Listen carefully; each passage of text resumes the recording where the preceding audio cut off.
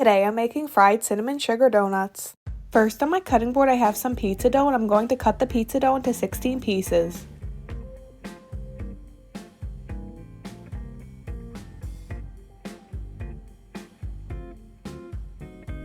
Next I'm going to take each piece of pizza dough and roll it into a ball.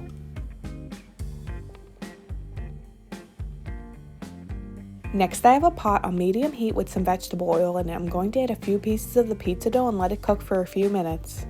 Now that it's been a few minutes, I'm going to flip them over and let them cook on the other side. Once the donuts are done cooking, I'm going to roll each donut in cinnamon sugar and then put it on the cookie sheet.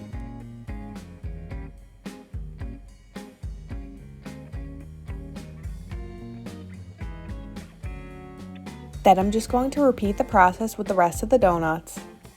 Next, I'm going to make the dipping sauces for the donuts, so in my bowl I have a 1/4 cup of chocolate and 2 tablespoons of cream and I'm going to melt that. Then in my next bowl, I'm going to add some caramel sauce. Here's an up-close look of the fried cinnamon sugar donuts.